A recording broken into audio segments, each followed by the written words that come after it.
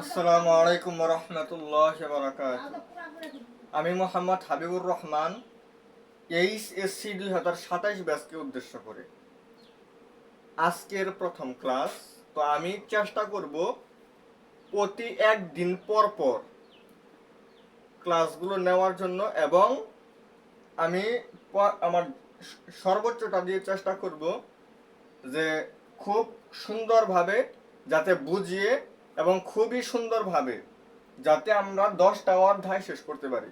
তোমরা ইতিমধ্যে এতটুকু জেনে থাকবে যে আমাদের সেকেন্ড পেপার, উচ্চতর গণিতের সেকেন্ড পেপার, এটার উপর সর্বমোট 10টা অধ্যায় আছে, যার মধ্যে 1 নম্বর অধ্যায় হচ্ছে বাস্তব সংখ্যা এবং অসমতা থেকে আসছে। তাহলে বাস্তব সংখ্যা এবং অসমতার যে অধ্যায়টা, এটা হচ্ছে আমাদের 1 নম্বর অধ্যায়। তো ওই অধ্যায়টার আজকে আমি 1 নম্বর ক্লাসটা আজকে নেব। আমি চেষ্টা করব হচ্ছে প্রতি একদিন পর পর এই ক্লাসগুলো দেওয়ার জন্য, এবং খুব অতি শীঘ্রই, মানে ক্লাস লেন্থ একটু বড় হতে পারে, কারণ একটু বড় বড় করে নেওয়ার চেষ্টা করব, যাতে কিছু কিছু অধ্যায় আছে যেটা 2টা বা 3টা ক্লাসের মাধ্যমে যেন আমরা শেষ করতে পারি। আমরা চেষ্টা করব হচ্ছে আগামী সর্বোচ্চ যদি হয় 4 মাসের মধ্যে, আগামী 4 মাসের মধ্যে সম্পূর্ণ 10টা অধ্যায়ের একদম একাডেমিক অ্যাডভান্স, মানে একদম বেসিক থেকে একদম জিরো থেকে শুরু করে একদম যতটুকু অ্যাডভান্স যাওয়া যায় সকল কিছু এই মাত্র 4 মাস সময়ের মধ্যেই শেষ করে দেওয়ার চেষ্টা করব। প্রতি সপ্তাহে 15টা করে ক্লাস হলে সর্বোচ্চ 60টা ক্লাস আমি নিব। সর্বোচ্চ 60টা ক্লাস, মানে গড়ে প্রত্যেকটি অধ্যায়ের উপর 6টা করে ক্লাস পড়তে পারে। যাই হোক, অবশ্যই কিন্তু সম্ভব এই 4 মাসের মধ্যে শেষ করা। তো এটা হচ্ছে আমার বাস্তব সংখ্যা ও অসমতা নামক যে অধ্যায়, সেই অধ্যায়ের উপর 1 নম্বর ক্লাস।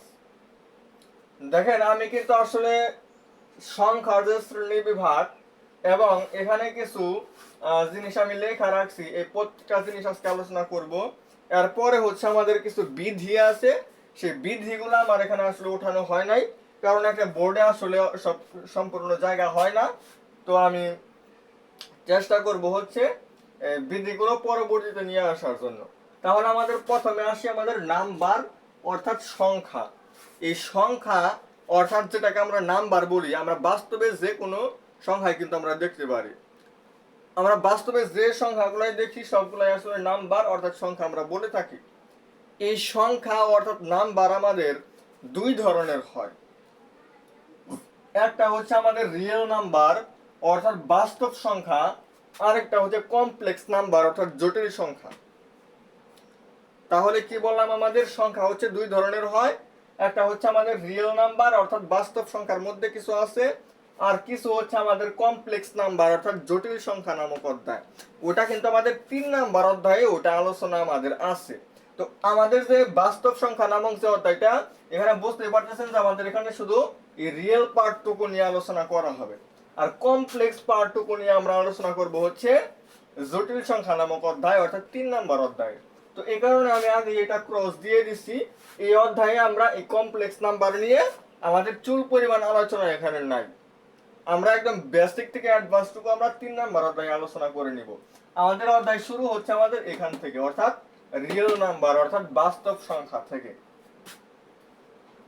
তো আমাদের যে বাস্তব সংখ্যা, যে সংখ্যাটা আমাদের আসলে কমপ্লেক্সের মধ্যে আমরা জানবো হচ্ছে যেখানে আমাদের আই যুক্ত সংখ্যা থাকবে, বা যে সংখ্যাগুলো আমরা বাস্তব হিসাব নিকাশ করার জন্য আমরা এ পর্যন্ত, মানে এই ইন্টারমিডিয়েট পর্যন্ত, ফার্স্ট ইয়ার পর্যন্ত আমরা বিভিন্ন ধরনের হিসাব করার জন্য আমরা যে ধরনের সংখ্যাগুলো ব্যবহার করছি, স্বাভাবিক সংখ্যা হতে পারে বা বিভিন্ন ধরনের সংখ্যা আমরা ব্যবহার করছি, এই সকল সংখ্যাই হইতেছে আমাদের বাস্তব সংখ্যা। আর এর বাইরে কিছু সংখ্যা আছে, হয়তো অনেকে শুনছেন যে আই যুক্ত কিছু সংখ্যা আছে, তো ওইগুলো হইতেছে আমাদের আসলে বাস্তব সংখ্যার বাইরে, ওটা আমাদের কমপ্লেক্সের মধ্যে পড়ে। তো আমরা ওইগুলা সাধারণ যোগ বিয়োগের ক্ষেত্রে বা হিসাব নিকাশের ক্ষেত্রে ওইগুলা ব্যবহার করি না।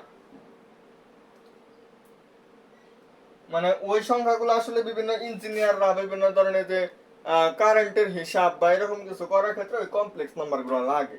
তো ওইগুলো আমরা সাধারণ মানুষ এগুলো ব্যবহার করি না। তো এই সকল বাস্তব সংখ্যাকে বাস্তব সংখ্যার সেটকে আমরা আর দ্বারা প্রকাশ করব। আর মানে হচ্ছে আমাদের রিয়েল নাম্বার অর্থাৎ বাস্তব সংখ্যা।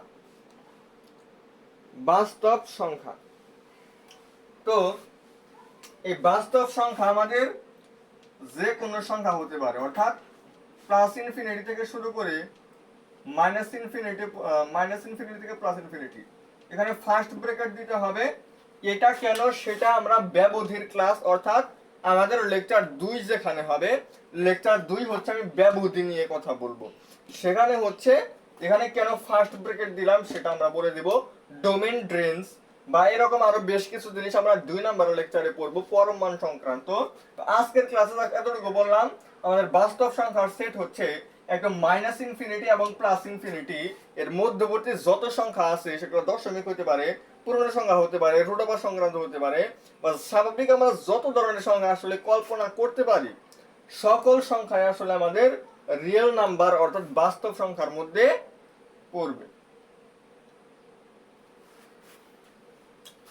আমাদের যে এই রিয়েল নাম্বার হচ্ছে আমাদের দুই ধরনের হয়। একটা হচ্ছে আমাদের কিউ আর একটা হচ্ছে কিউ প্রাইম। অর্থাৎ আমাকে যদি প্রশ্ন করে বাস্তব সংখ্যা কত প্রকার, তাহলে আমি এক কথায় উত্তর দিয়ে দিব বাস্তব সংখ্যা দুই প্রকার। কি কি? একটা হচ্ছে কিউ অর্থাৎ মূলদ, কিউ প্রাইম অর্থাৎ অমূলদ। এটার ইংরেজি নাম হচ্ছে আমাদের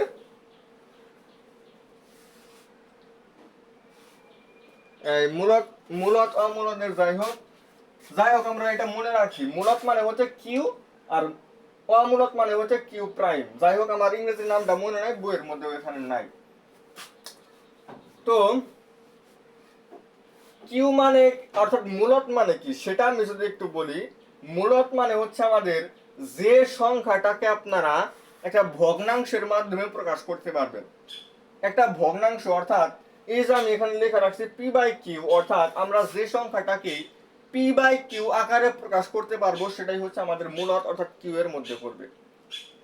আর যে সংখ্যাটাকে আমরা কিউ প্রাইম অর্থাৎ ভগ্নাংশ আকারে প্রকাশ করতে পারবো না, যেমন এই যে ই সংক্রান্ত কিছু সংখ্যা আমাদের ছিল, যেমন ই টু দি পাওয়ার এক্স আমরা পড়ছি, আরো পড়ছি আমাদের সাইন এক্স, এরকম আমরা আসলে সাইন এক্স এটার মধ্যে আমাদের আসলে পড়া না। যাই হোক কিছু আছে যেমন আমাদের যে পাই আছে, পাই কিন্তু একটা অমূলদ সংখ্যা।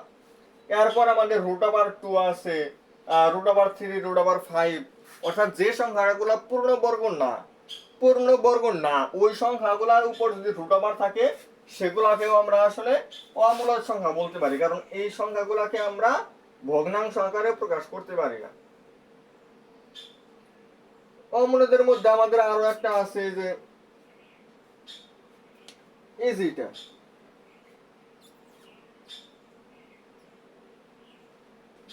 দশমিক সংখ্যার মধ্যে এখানে আরো দুইটা প্রকারভেদ আছে। তো এটা যেটা লিখছিলাম এটাই লেখা রাখি, যখন আলোচনা করি তখন আমি এটা একটু মডিফাই করে সুন্দর করে আসলে বুঝাই দেওয়ার চেষ্টা করব। জাস্ট এতটুকু বলি, যে সংখ্যাটাকে ভগ্নাংশে প্রকাশ করা যাবে সেটা হচ্ছে মূলদ অর্থাৎ কিউ, আর যেটাকে ভগ্নাংশ আকারে প্রকাশ করা যাবে না সেটা হচ্ছে আমাদের অমূলদ অর্থাৎ কিউ প্রাইম। এতটুকু আমরা মনে রাখি। তো এখন আমাদের আসলে বুঝতে হবে যে আমাদের এই কোন সংখ্যাগুলোকে আসলে আমরা ভগ্নাংশে প্রকাশ করতে পারবো। এখানে আমরা যে সংখ্যাগুলো নিয়ে আলোচনা করছি সেগুলো হইতেছে ভগ্নাংশ আকারে প্রকাশ করতে পারবো, মানে এইটুকুর মধ্যে যেগুলো আছে। আর এখানে যে একটা আছে আর এখানে একটা আছে, তো এইগুলাকে আমরা ভগ্নাংশে প্রকাশ করতে পারি না। তো রুট টু এইগুলা মোটামুটি অমূলদ মোটামুটি চিনবেন। কিউ কোনটা অর্থাৎ কোন সংখ্যাগুলোকে আমরা ভগ্নাংশে প্রকাশ করতে পারি সেটা আমরা শিখবো। আর ওর বাইরে যেগুলো থাকবে ওইগুলাই অমূলদ বাস্তব সংখ্যার ক্ষেত্রে। তো আমাদের যে অমূলদ মূলদ সংখ্যা এগুলো আমাদের দুই ধরনের হয়। একটা হচ্ছে আমাদের জেড, আর একটা হচ্ছে আমাদের ভগ্নাংশ। জেড মানে হচ্ছে আমাদের সকল পজিটিভ সংখ্যা শূন্য এবং সকল নেগেটিভ সংখ্যা, যেটাকে আমরা পূর্ণ সংখ্যার সেটে বলি। পূর্ণ সংখ্যা হতে হবে, অর্থাৎ 10 মানে ভগ্নাংশ হওয়া যাবে না, মানে মূলত হইতেছে আমাদের দুই ধরনের, একটা হচ্ছে পূর্ণ আর একটা হচ্ছে ভগ্নাংশ। জেড মানে আমাদের বোধহয় পূর্ণ সংখ্যা, অর্থাৎ একটা সংখ্যার আগে পজিটিভ নেগেটিভ অথবা শূন্য থাকবে, মানে শূন্যও হতে পারে অথবা আগে পজিটিভ অথবা নেগেটিভ চিহ্ন থাকতে পারে। তো ওইগুলো আসলে আমরা জেড বলি। অর্থাৎ জেড হচ্ছে আমাদের এই যে -1 0 1, দুই পাশে আমরা ডট ডট দিয়ে দুই পাশে ডট ডট আকারে রাখতে পারি। এই সেটটা, এইটা হচ্ছে আমাদের সকল পূর্ণ সংখ্যার সেট, যেটাকে আমরা জেড দ্বারা প্রকাশ করব। এখানে 1 -1 এর মাঝখানেও কিন্তু আরো অনেক অসংখ্য সংখ্যা আছে, ওইগুলো আমরা নিতে পারতেছি না, কারণ ওইগুলো আমাদের দশমিকের হবে। এই কারণে ওইগুলা পড়ে যাবে হচ্ছে আমার ভগ্নাংশের মধ্যে। ভগ্নাংশের মধ্যে ওইগুলো একটু পরে আলোচনা করি। আগে যে এইটা, তো আমাদের পূর্ণ সংখ্যা যেগুলো আছে, এই পূর্ণ সংখ্যা আমাদের আবার দুই ধরনের হয়। দুই ধরনের, একটা হচ্ছে আমাদের ঋণাত্মক সংখ্যা আর একটা হচ্ছে অঋণাত্মক। মানে ঋণাত্মক লিখে আমি ক্রস দিয়ে দিচ্ছি, মানে ঋণাত্মক না। ক্রস মানে কি, ওটা বাদ, ওটা ভুল, মানে ওটা ঋণাত্মক হবে না এরকম। তাহলে ঋণাত্মক আর হচ্ছে ঋণাত্মক না এরকম। ঋণাত্মক সংখ্যা হচ্ছে যেমন আমাদের -1 -2 -3, এই সংখ্যাগুলো আমরা নিই, একদম ∞ পর্যন্ত আমরা নিতে পারি। ওই সংখ্যাগুলোর সেটকে আসলে আমরা ঋণাত্মক সংখ্যার সেট বলতে পারি। আর হচ্ছে আমাদের ঋণাত্মক না, এই সংখ্যাগুলো আমরা হচ্ছে ঋণাত্মক নার মধ্যে আসলে, যদি আমরা এটা ভালো করে বুঝতে চাই তাহলে আমাদের নিচে হিসাব করতে হবে। ঋণাত্মক না এরকম হচ্ছে আমাদের দুইটা, একটা হচ্ছে আমাদের শূন্য অথবা ধনাত্মক সংখ্যা, শূন্য হতে পারে অথবা ধনাত্মক সংখ্যা হতে পারে। তো সকল ধনাত্মক সংখ্যাই হচ্ছে আমাদের, মানে এগুলো আমাদের ধনাত্মক সংখ্যার সেট অথবা হচ্ছে আমাদের জিরো। এই যে ধনাত্মক সংখ্যা, এই ধনাত্মক সংখ্যার সেটকে আমরা বড় হাতের এন দ্বারা প্রকাশ করি। বড় হাতের এন দ্বারা আমরা এটাকে প্রকাশ করি। আর সকল পূর্ণ সংখ্যার সেটকে আমরা জেড দ্বারা প্রকাশ করি। সকল মূলদ সংখ্যার সেটকে কিউ দ্বারা, সকল অমূলদ সংখ্যার সেটকে কিউ প্রাইম দ্বারা, আর সকল বাস্তব সংখ্যার সেটকে আমরা আর দ্বারা প্রকাশ করি। এই পাঁচটা জিনিস আগে আমাদের মনে রাখতে হবে। সকল ধনাত্মক পূর্ণ সংখ্যার সেটকে আমরা বড় হাতের এন দ্বারা প্রকাশ করব, আর সকল পূর্ণ সংখ্যার সেটকে আমরা জেড দ্বারা প্রকাশ করব। সকল মূলদ সংখ্যার সেটকে আমরা কিউ দ্বারা প্রকাশ করব। সকল অমূলদ সংখ্যার সেটকে আমরা কিউ প্রাইম, আর হচ্ছে সকল বাস্তব সংখ্যার সেটকে আমরা আর দ্বারা প্রকাশ করব। তাহলে আমাদের এন মানে হচ্ছে সকল পূর্ণ সংখ্যা, ধনাত্মক পূর্ণ সংখ্যার সেট। তো সকল পূর্ণ সংখ্যা আমাদের আবার তিন ধরনের হয়। এখানে আমি প্রথমে ম লিখা রাখছি। ম মানে হচ্ছে আমাদের মৌলিক সংখ্যা, যে সংখ্যাকে এক এবং ওই সংখ্যা ব্যতীত অন্য কোনো সংখ্যা দ্বারা ভাগ করা যাবে না। আসলে এই কথাগুলা, এই যে শ্রেণী বিভাগটা, এটা কিন্তু আমরা নবম দশম শ্রেণীতেও পড়ছি। বাস্তব সংখ্যা নামের একটা অধ্যায় কিন্তু আমাদের ছিল, এবং অসমতাও ছিল আমাদের হায়ার ম্যাথে। তো বাস্তব সংখ্যা ছিল আমাদের জেনারেল ম্যাথের প্রথম অধ্যায় ছিল, আর হায়ার ম্যাথের হচ্ছে আমাদের কি ষষ্ঠ অধ্যায় ছিল। হায়ার ম্যাথের ষষ্ঠ অধ্যায়ে কিন্তু আমরা অসমতা সম্পর্কে একটা আইডিয়া নিয়েছিলাম। তো যাই হোক, ওই আলোচনাগুলাই হচ্ছে আমরা আবার করব এই বাস্তব সংখ্যার এই অধ্যায়ে। আর তখন যারা আসলে আমরা একটু বুঝে শুনে মানে ভালো করে পড়ে আসছি, এখন কিন্তু আমাদের এগুলা খুব সহজই হবে।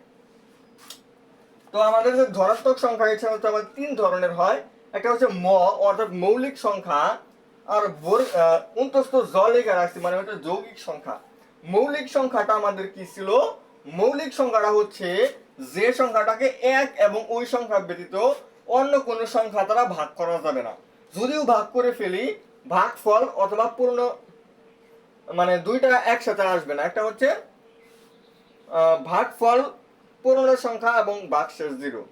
ভাগশেষ জিরো হইতে হবে এবং ভাগফল পূর্ণ সংখ্যা হইতে হবে। এই দুইটা জিনিস যদি একসাথে যদি আসে, তাহলে আমরা বলি হচ্ছে নিঃশেষে বিভাজ্য। আর যদি আমাদের দশমিক যুক্ত একটা সংখ্যা যদি আমাদের ভাগফল হয়, সেক্ষেত্রে ভাগশেষ শূন্য আসলেও আসলে আমরা ওইটাকে নিঃশেষে বিভাজ্য বলতে পারবো না। আবার হচ্ছে ভাগশেষ একটা শূন্য না হয় অন্য কিছু যদি আসে, সেক্ষেত্রে ভাগফল একটা পূর্ণ সংখ্যা হলেও ওটা আসলে নিঃশেষে বিভাজ্য হবে না। যেমন আমি 10 দিয়ে উদাহরণ দেই, 10-এর মধ্যে কিন্তু 1 এবং 10 বাদ দিয়ে আমি কিন্তু এটাকে 2 দিয়েও ভাগ করতে পারবো, 5 দিয়ে ভাগ করতে পারবো। এ কারণেই আমার এই 10 হচ্ছে এই যৌগিক সংখ্যার মধ্যে পড়বে, এটা যৌগিক সংখ্যার মধ্যে পড়বে। কিন্তু আমি যদি 5-এর কথা যদি বলি, 5কে আমি 1 এবং 5 বাদ দিয়ে আমি কি 2 দিয়ে ভাগ করতে পারবো? অবশ্যই 2 দিয়ে ভাগ করলে ভাগফল আমাদের 2.5 হিসাব পড়বে। 3 দিয়ে ভাগ করলে আমাদের যাই হোক সামথিং 1 পয়েন্ট সামথিং একটা মান আসবে, মানে দশমিক তো হিসাব বললো, মানে পূর্ণ সংখ্যা হইল না ভাগফল। আর ভাগ শেষ তো এখানে ওইভাবে 0 হয়, যাই হোক। কিন্তু যেহেতু আসলে নিঃশেষে বিভাজ্য না, এই কারণে আমরা এটাকে মৌলিক সংখ্যার মধ্যে দিব। মৌলিক সংখ্যাগুলোর মধ্যে আমাদের একটা সংখ্যাই আছে, যেটা হচ্ছে আমাদের জোড় সংখ্যা হওয়া সত্ত্বেও মৌলিক সংখ্যা, সেটা হচ্ছে আমাদের শুধুমাত্র 2। এই 2 এমন একটা সংখ্যা, এটা মৌলিক সংখ্যা হওয়া সত্ত্বেও, এটা মানে এটা জোড় সংখ্যা হওয়া সত্ত্বেও এটা মৌলিক সংখ্যা। কিন্তু অন্যান্য যে সংখ্যাগুলো আছে, অন্যান্য যত মৌলিক সংখ্যা আছে, সব মৌলিক সংখ্যাই হইতেছে আমাদের বেতর সংখ্যার মধ্যে পড়বে। আর 1 হচ্ছে আমাদের একটা 1, এটা আমাদের একক একটা সংখ্যা, এটা আসলে মৌলিক এবং যৌগিক কোনটার মধ্যে আসলে দেওয়া যাবে না। আর শূন্যের ক্ষেত্রে আমাদের এটা মনে রাখতে হবে, এটা আমাদের ধনাত্মক বা ঋণাত্মক কোনো কিছুই হতে পারে না। তো এগুলো আমাদের ছিল, এগুলো মোটামুটি একটু আইডিয়া দেওয়ার চেষ্টা করলাম। এরপর আমাদের যখন আমরা ভগ্নাংশের মধ্যে এসে পড়লাম, ভগ্নাংশ আমাদের 2 ধরনের হইতে পারে। একটা হচ্ছে আমাদের দশমিক ভগ্নাংশ, একটা হচ্ছে সাধারণ ভগ্নাংশ, আর একটা হচ্ছে দশমিক ভগ্নাংশ। সাধারণ ভগ্নাংশ মানে 5/3, 5/4, মানে লব এবং হর মিলিয়ে অর্থাৎ p/q এই ফরম্যাটে যখন কোন একটা ভগ্নাংশ লিখবো, এটাকে আমরা বলবো হচ্ছে সাধারণ ভগ্নাংশ। আবার যদি আমরা 1.5 লিখি, এটাও আমাদের একটা ভগ্নাংশ। 2.3 এটাও আমাদের একটা ভগ্নাংশ, এই ভগ্নাংশটা হবে আমাদের দশমিক ভগ্নাংশ। এগুলা হচ্ছে আমাদের দশমিক ভগ্নাংশ, আর এগুলা হচ্ছে আমাদের সাধারণ ভগ্নাংশ। সাধারণ ভগ্নাংশে আমাদের লব এবং হর এগুলা থাকবে, কিন্তু দশমিক ভগ্নাংশে আমরা লব এবং হর এগুলা পাবো না। তো এই যে আমাদের এই সাধারণ যে ভগ্নাংশগুলো আছে, এই সাধারণ ভগ্নাংশ আমাদের 2 ধরনের হয়। এই 2 ধরনের এটা আমরা মনে রাখবো। আমরা মনে করতাম যে ভগ্নাংশ মনে হয় আমাদের, এই সাধারণ ভগ্নাংশ মনে হয় 3 ধরনের, কিন্তু না, ভগ্নাংশ হচ্ছে আমাদের 2 ধরনের। একটা হচ্ছে প্রকৃত আর একটা হচ্ছে অপ্রকৃত। একবার দেখেন আমি পি বড় রাখছি, মানে কি লব বড়। লব বড় হইলে অপ্রকৃত হবে, অর্থাৎ আমি পি বাই কিউ এই ফরম্যাটে যখন আমি নিলাম, সেক্ষেত্রে আমার পি পি মানে কি উপরে যেটা থাকবে সেটা হচ্ছে লব, অর্থাৎ আমরা লিখি লব বাই হর। তাহলে আমাদের যদি লব অর্থাৎ উপরে যেটা থাকবে সেটা যদি আমাদের বড় হয়, মানে এই দুটার তুলনায় উপরেটা বড়, সেক্ষেত্রে আমরা বলি হচ্ছে অপ্রকৃত ভগ্নাংশ। আর যদি আমাদের হর বড় হয়, অর্থাৎ নিচেরটা যদি বড় হয়, যেমন যদি আমি এটা এখানে লেখা রাখছি কিউ হচ্ছে বড়, তাহলে এটা হলে হবে আমাদের প্রকৃত ভগ্নাংশ। প্রকৃত ভগ্নাংশ মানে হর বড় হবে, আর অপ্রকৃত ভগ্নাংশ মানে হচ্ছে লব বড় হবে। এবার আমাদের আরো একটা ছিল হচ্ছে মিশ্র ভগ্নাংশ। এটা আমাদের কিসের ছিল? মিশ্র ভগ্নাংশটা হচ্ছে আমাদের মিশ্র ভগ্নাংশ, এটা আমাদের ছিল হচ্ছে জাস্ট একটা রূপ, মানে অপ্রকৃত ভগ্নাংশ যেটা, ওইটারই হচ্ছে আরেকটা রূপ। অর্থাৎ আমরা যে কোনো একটা মিশ্র ভগ্নাংশকে যদি আমরা সাধারণ ভগ্নাংশে যদি প্রকাশ করতে যাই, তাহলে আমরা সবসময় হইতেছে অপ্রকৃত ভগ্নাংশগুলাই পাবো, বা আমরা হচ্ছে অপ্রকৃত ভগ্নাংশ যেগুলা, ওইগুলাকে আসলে আমরা মিশ্র ভগ্নাংশে প্রকাশ করতে পারি। তো মিশ্র ভগ্নাংশটা আমাদের সাধারণত আমরা যেটা সবসময় মনে রাখবো আর কি, এই মিশ্র ভগ্নাংশটা আমাদের অপ্রকৃত ভগ্নাংশ থেকেই আসছে। তো এটা আমরা মনে রাখবো। তো আমাদের সাধারণ ভগ্নাংশ এটা গেল। এরপর হচ্ছে আমাদের দশমিক ভগ্নাংশ। এই দশমিক ভগ্নাংশ কোনগুলা সেটাও কিন্তু আমাদেরকে আপনি বলছি।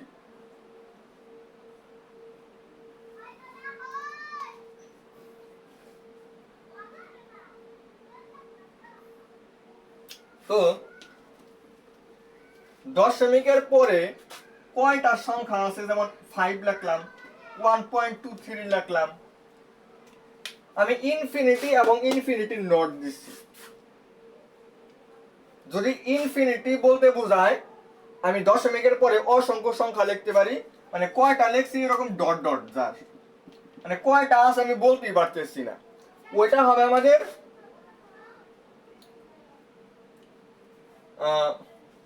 অসীম দশমিক ভগ্নাংশ। মানে দশমিক ভগ্নাংশ যেটা, সেটা হচ্ছে আমাদের দুই ধরনের। এই যে ইনফিনিটি মানে হচ্ছে অসীম, তাহলে আমাদের এটা অসীম কি হবে, অসীম দশমিক ভগ্নাংশের মধ্যে পড়বে। আর ইনফিনিটি না মানে হচ্ছে এই যে ইনফিনিটি লিখে ক্রস দিয়ে দিচ্ছি, মানে হচ্ছে ইনফিনিটি না।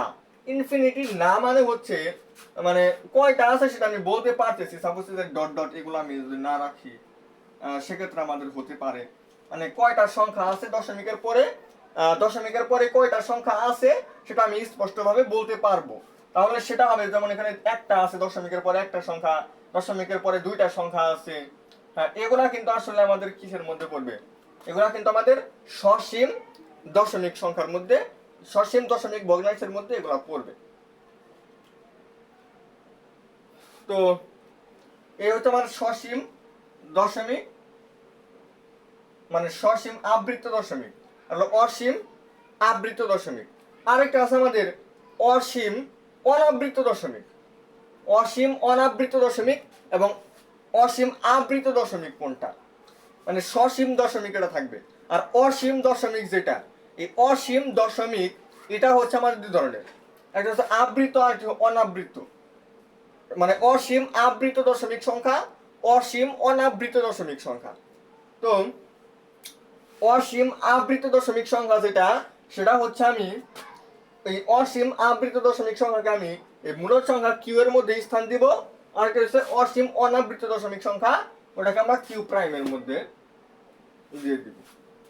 তো সেটা বলি, যেমন আমাদের পৌনঃপুনিক বলতে একটা কথা ছিল, সেটাও একটু বলে দেই।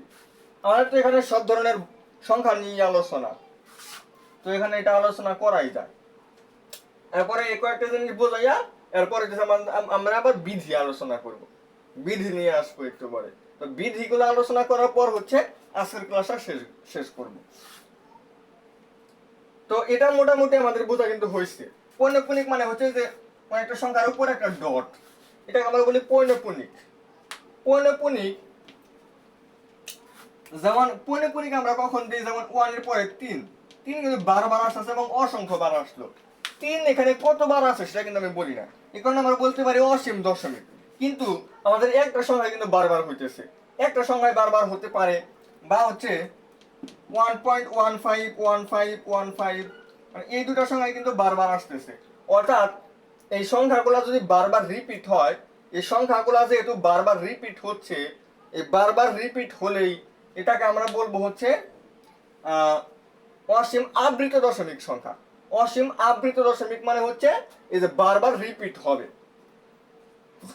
আর যদি বারবার রিপিট না হয়, যেমন পায়ের যে মানটা আছে আমরা 3.1416 বলি, আমরা বলতে পারি যে এটা হচ্ছে আমাদের সসীম দশমিক সংখ্যা, কিন্তু আসলে না। আসলে পায় হচ্ছে এমন একটা সংখ্যা, আমরা প্রথম ওই যে বলে না যে প্রথম 4 দশমিক স্থান পর্যন্ত 5 দশমিক স্থান পর্যন্ত নেওয়া হয়, নিলে তার পরবর্তী সংখ্যা যদি 4 এর থেকে বড় হয় তাহলে আমরা 1 যোগ করে দিই। ওইভাবেই আসলে পায়ের মান আমরা 3.1416 নিচ্ছি। তো পাই বলতে আসলে যে সংখ্যাটা বোঝায় ওটা আসলে অনেক বড় একটা সংখ্যা, মানে অসীম অনাবৃত একটা দশমিক সংখ্যা। ওখানে আসলে রিপিটের একটু ইয়া আছে, ওইটা সরাসরি রিপিট হয় না। তো ওইটা আমরা বলতে পারি হচ্ছে মানে একই প্রসেসে যেহেতু বারবার ওটা রিপিট হচ্ছে না, এই কারণে আমরা বলতে পারি ওটা হচ্ছে অমূলদ সংখ্যা। তো ওটা কিন্তু দশমিকের পরে অসংখ্য সংখ্যায় থাকে, ওটা আসলে আমাদের বিশেষ করে যে এইরকম সংখ্যার মধ্যে পড়ে, √2 √3 √5 অর্থাৎ পাই, এর মান, এই সংখ্যাগুলাই কিন্তু আসলে ওইগুলোর মধ্যে পড়ে। তো মোটামুটি যদি দেখেন এখানে এই যে 1.5 যেহেতু বারবার আসছে, এখানে 1 এবং 5 এর উপর আমরা কি করব, পৌনঃপুনিক দিব। তো এই যে শ্রেণী বিভাগ যে জিনিসটা, এটা কিন্তু আমাদের মোটামুটি অনেকটুকুই বোঝা হয়েছে। এবং এটা আমাদের আসলে খুবই গুরুত্বপূর্ণ, এটা আমাদের লাগে আমাদের বাস্তব সংখ্যার শ্রেণীবিভাগ বাস্তব সংখ্যাটা খুব ভালো করে বোঝার জন্য এই সব এটা আমাদের খুব ভালো করে বুঝতেই হবে। এটা আমাদের লেকচার একে আমরা এই জিনিসটা রাখছি। এরপর আমি আলোচনা করব হচ্ছে যে এই কয়েকটা জিনিস।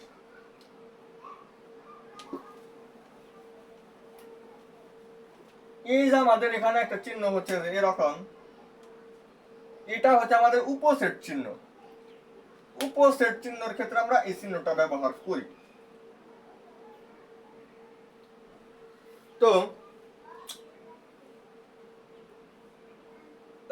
এটা বুঝাইলে কিন্তু আমাদের অনেকটুকুই আসলে আমরা বুঝতে পারবো। এই যে আর এর তো একটা উপসেট হচ্ছে এটা এবং এটা, এই দুইটা কি আমাদের আর এর উপসেট হয় না? কারণ আর থেকেই তো এগুলো আসছে। কে আমাদের যে মূলদ সংখ্যাগুলো এবং অমূলদ সংখ্যা সবকিছুই কি এই আর এর অন্তর্ভুক্ত না? হ্যাঁ, এই সবগুলো তো আর এর অন্তর্ভুক্ত, মানে আর থেকেই আমাদের এই সেটগুলো আমরা তৈরি করতে পারি।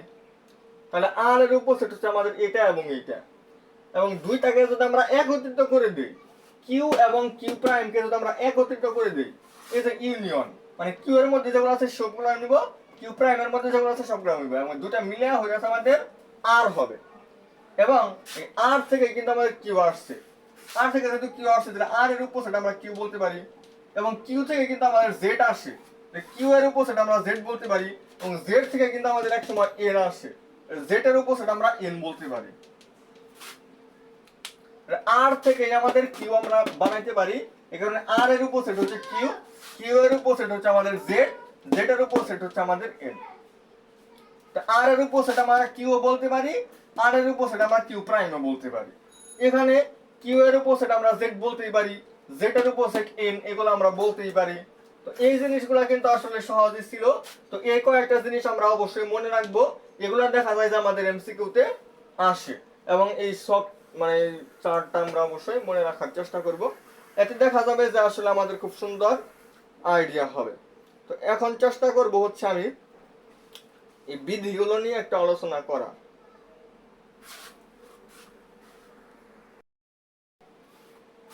ওকে, তাহলে আমরা এখন বিধি নিয়ে আলোচনাটা শুরু করব। এই বিধিটা নিয়ে আসলাম। বিধির মধ্যে আমাদের শুরুতে যে জিনিসটা সেটা হচ্ছে আবদ্ধতা বিধি। আবদ্ধতা বিধি, বিনিময় বিধি, সংযোজন বিধি, বন্টন বিধি, অবেদক বিধি, বিপরীতক বিধি, আর হচ্ছে অনন্যতা। এই মোট কয়টা হলো আমাদের সাতটা। এই সাতটা বিধি আমরা বুঝতে পারলে আমাদের বেসিক গুলা, আজকে হচ্ছে সব বেসিক, বেশ কিছু বেসিক, আরো অনেক বেসিক আছে, আমরা সামনে আরো পড়বো ওইগুলা। বাস্তব সংখ্যার অধ্যায় তো সকল বেসিক দেখবেন যে অনেক কিছু আসলে জানতে পারবেন এই বাস্তব সংখ্যার অধ্যায়টা পড়ার কারণে। তো প্রথমে হচ্ছে আবদ্ধতা। এ এবং বি দুইটাই যদি আসলে বাস্তব সংখ্যার মধ্যে যদি হয়, বাস্তব সংখ্যা যেগুলো হবে ওইগুলো যদি আমাদের এ এবং বির মধ্যে যদি পড়ে, তাহলে ওই দুইটা বাস্তব সংখ্যা যোগ করলে অবশ্যই একটা বাস্তব সংখ্যাই হবে। মানে দুইটা এখানে বোঝাচ্ছে যে দুইটা বাস্তব সংখ্যার যোগফল হচ্ছে আমাদের একটা বাস্তব সংখ্যা, হচ্ছে যোগের আবদ্ধতা বিধি। আর গুণনের আবদ্ধতা বিধি, গুণনের আবদ্ধতা বিধি কি, মানে দুইটা সংখ্যা যদি আমরা, দুইটা বাস্তব সংখ্যা যদি আমরা গুণন করি, দুইটা বাস্তব সংখ্যা গুণন করলেও আমরা একটা বাস্তব সংখ্যাই পাবো, দুইটা বাস্তব সংখ্যা যোগ করলেও আমরা একটা বাস্তব সংখ্যাই পাবো। দুইটা বাস্তব সংখ্যার যোগফল এবং গুণফল যাই করি আমরা বাস্তব সংখ্যাই পাবো। এগুলো হচ্ছে আমাদের যোগের আবদ্ধতা বিধি, আর হচ্ছে গুণনের আবদ্ধতা বিধি। এরপরে হচ্ছে আমরা জানবো বিনিময় বিধি। এ এবং বি দুইটা যদি বাস্তব সংখ্যার মধ্যে যদি পড়ে, ওই দুইটা সাপোজ 2 এবং 3 দুইটাই বাস্তব সংখ্যা, 2 আর 3 যোগ করলে যা হবে 3 আর 2 যোগ করলেও তাই হবে। মানে এ আর বি যোগ করলে যা হবে বি এবং এ যোগ করলেও তাই হবে। এগুলো সহজ আছে, এগুলো আসলে আলোচনা করার কোনো দরকার নেই। তা ওইরকম ভাবে আমরা এ আর বি গুণ করলে যা হবে বি এবং এ গুণন করলে তাই হবে। এটা হচ্ছে গুণনের যোগের বিনিময় বিধি, আর হচ্ছে গুণনের বিনিময় বিধি। যোগের বিনিময় বিধি আর এটা গুণনের বিনিময় বিধি। এরপর আমাদের সংযোজন বা সংযোগ বিধি যেটাকে আমরা বলি। এ বি সি তিনটাই আসলে রিয়েল নাম্বার, অর্থাৎ বাস্তব সংখ্যার মধ্যে যদি পড়ে, তাহলে এ প্লাস মানে এই দুটা আগে যোগ করে তার সাথে এ যোগ করলে যা হবে, এই দুটা যোগ করে তার সাথে এটা যোগ করলেও তাই হবে। অর্থাৎ এ আর বি আর সি গুণ করলে যা হবে, তার সাথে এ গুণ করলে যা হবে, এ আর বি আগে গুণ করে সেটা সি গুণন করলেও তাই হবে। এটা হচ্ছে আমাদের যোগের সংযোজন বিধি, আর হচ্ছে গুণনের সংযোজন বিধি। এগুলা মোটামুটি একবার করে বলে দিতেছি, এগুলো আপনারা পারবেন। এরপরে হচ্ছে আমাদের বন্টন বিধি। বন্টন বিধি হচ্ছে এ বি এবং সি তিনটা যদি আমাদের রিয়েল নাম্বার হয়, আমরা এ ইন্টু বি প্লাস সি মানে লিখতে পারবো। এর সাথে বি কে গুণ করলে হয় এ বি, এ প্লাসের জায়গায় প্লাস হবে, এ কে সি দিয়ে গুণ করলে হয় বি সি। এখানে একটু ভুল হয়েছে, এ বি যোগ এ সি, এ বি যোগ এ সি আমরা লিখতে পারি এ দিয়ে দুইটাকে গুণন করে। আবার যদি আমরা এ কে যদি পরে রাখি তাহলেও কিন্তু আমরা এই এ বি অথবা বি এ লিখতেই পারি, এ বি অথবা B. R A B B A তো সমানই হয় যেখানে পড়ছি, সেরকম ভাবে এ সি এবং সি এর সমান, তার মানে আমরা এটা এবং এটাও কিন্তু করতে পারি। A into B plus C এবং B B plus C into A, এগুলাকেও আমরা সমান বলতে পারি। এটার মধ্যে আমাদের আবার যোগ গুণনের কোনো হিসাব নাই। এরপরে আসে আমাদের অভেদক বিধি। অভেদক যোগের ক্ষেত্রে মানে কোন একটা রিয়েল নাম্বার যদি হয়, এটার সাথে আমরা শূন্য যোগ করি বা শূন্যের সাথে কোন একটা রিয়েল নাম্বার যদি যোগ করি, তাহলে ওই রিয়েল নাম্বারটাই আমরা পাবো। এটা হচ্ছে আমাদের যোগের ক্ষেত্রে। যোগের ক্ষেত্রে আমরা যে কোনো একটা রিয়েল নাম্বারের সাথে শূন্য যোগ করব বা শূন্যের সাথে কোন একটা রিয়েল নাম্বার যোগ করব, তাহলে আমরা অবশ্যই এই রিয়েল নাম্বারটাই পাবো। আর হচ্ছে আমাদের কোন একটা রিয়েল নাম্বারের সাথে যদি আমরা ওয়ান গুণন করি বা ওয়ানের সাথে যদি কোন একটা রিয়েল নাম্বার যদি গুণন করি, তাহলে আমরা ফলাফল হিসাবে ওই রিয়েল নাম্বারটাই পাবো। এটা হচ্ছে যোগের অভেদক বিধি, গুণনের অভেদক বিধি। তো এই জিনিসগুলো আমরা মনে রাখবো। এরপর হচ্ছে বিপরীতক। বিপরীত যে জিনিসটা,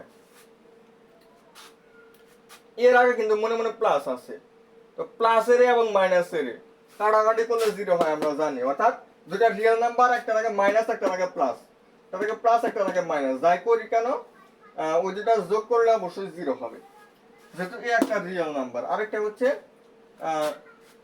যোগাত্মক বিপরীত আমরা বলতে পারি, যে কোনো যোগের হিসাব। এখানে আমরা যোগাত্মক বিপরীত বলতে পারি, মানে সামনের চিহ্নটা চেঞ্জ হবে। 3 এটার যোগাত্মক বিপরীত হচ্ছে -3, এরকম। ওয়ান বাই এ মানে এ ইনভার্স, এ ইনভার্স মানে আমরা 1/a লিখতে পারি। তো এ এবং এ, এ আর হচ্ছে 1/a, এই দুইটা হচ্ছে আমাদের কি একে অপরের গুণাত্মক বিপরীত। অর্থাৎ এই দুইটা গুণন করলে মানে এটা আর এটা গুণ করলে যা হবে, এটা আর এটা গুণ করলেও তাই হবে। গুণফল হচ্ছে কত? 1। এটা হচ্ছে গুণনের বিপরীতক বিধি, যোগের বিপরীতক বিধি। আর সর্বনাশ যেখানে মনে হয় এতটা দেখা যাচ্ছে না, এখানে আমি লেখা এতটুকু বুঝাই দিই। এটা হচ্ছে আমাদের অনন্যতা বিধি। এখানে একটু মুছছি, এখানেই হবে। অনন্যতা বিধি হচ্ছে এ বি সি এবং ডি এই প্রত্যেকটা যদি আমাদের রিয়েল নাম্বার যদি হয়, যেখানে এ এবং বি সমান সি এবং ডি সমান, অর্থাৎ এ এবং বি যদি সমান হয় আর সি এবং ডি যদি সমান হয়, এই দুটো কিন্তু সমান। এখন আমরা এ আর বি যদি আমরা সমান লিখি, আমরা উভয় পাশে এটা তো সমান, তাহলে এই পাশে সি যোগ করলে এই পাশে ডি যোগ করলে কি কোনো মানের চেঞ্জ হবে?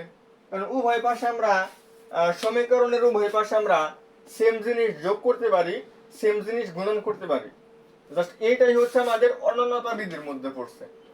তো এই কয়েকটা বিধিও আমরা কি করব, মনে রাখার চেষ্টা করব। ক্লাস 34 মিনিট হয়েছে, যাই হোক আজকে যে জিনিসগুলো দেখাইলাম এতটুকুই। আজকে অধ্যায়ের উপর প্রথম ক্লাস ছিল, এই কারণে খুব একটা জিনিস দেখাই নাই।